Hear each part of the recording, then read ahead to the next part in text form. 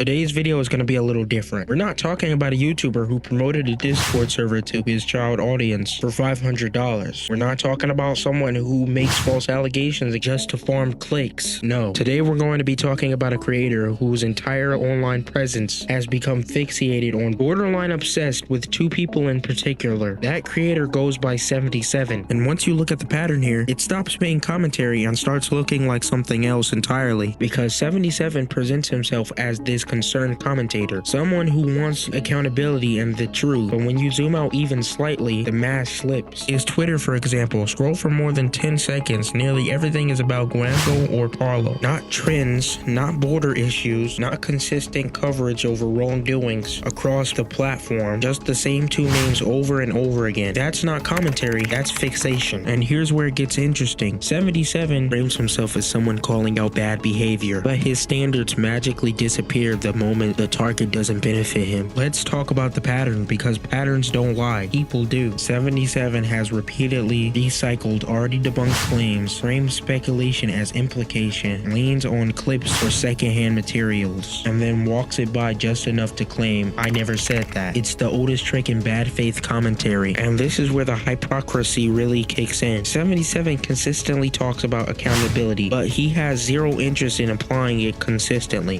For example, he'll criticize tone, wording, or behavior from creators he already dislikes, but completely ignores far worse behavior from people he's aligned with or benefits from. That's not principle, that's selective outrage. Now let's speak of Delta's role in all of this. This is where it gets serious. Delta was fired from Gwamgo's team for documented harassment, racial slurs, and targeting former colleagues. After being fired, he attempted to extort Gwamgo using private calls and threatened false copyright strike. When that failed, he leaked selective clips and recordings and doxed dozens of people, including sensitive information about minors. And who did he share it with? 77, Snunt, and Naval, and others. This escalated into a public dark web leak, and 77 was right there to amplify it. And before anyone twists this, let me be very clear. I don't think every single point 77 has made about Parlo is wrong. Some of the Parlo criticism has been valid, and some questions are worth asking. But acknowledging that doesn't execute what 77 has turned this into, and that distinction matters. And here's where the hypocrisy becomes very impossible to ignore. 77 claims he cares about exposing wrongdoing, yet he largely ignores people like Snunt, someone who is accused of promoting inappropriate material and profiting off of controversy involving minors. He ignores Naval repeated false allegations against major creators. Instead, the spotlight always swings back to Gwamgo and Parlo. Why? Because they're bigger names, because outrage performs better when it's familiar. Almost every major claim pushed by this group relies on the same tactic: selective plucking. Context is removed, jokes made during gameplay are reframed as real-world statements, in-game scenarios are twisted into character judgment. When full context is provided, it's ignored because context breaks the narrative. This isn't about the truth, it's about what sounds worse when it's clipped into 10 seconds. And now let's really talk about something that's been bothering me. Conveniently, Snunt has decided to make a video responding to Gwamgo's debunk, not to correct misinformation, but to dodge from his own allegations. This is a classic tactic: when the spotlight turns on you, redirect it back to someone else and hope the audience forgets. That doesn't make the allegations disappear, it just proves how coordinated and bad faith the entire circle is. Let me end with this because it matters. This video is not me defending Gwamgo or Paulo's past actions. Accountability is still accountability, but there is a difference between criticism and manipulation. But at the very least, don't blindly trust people who build narratives by selective plucking evidence, stripping context, and recycling debunked claims for clout. That isn't exposing the truth, that's manufacturing it.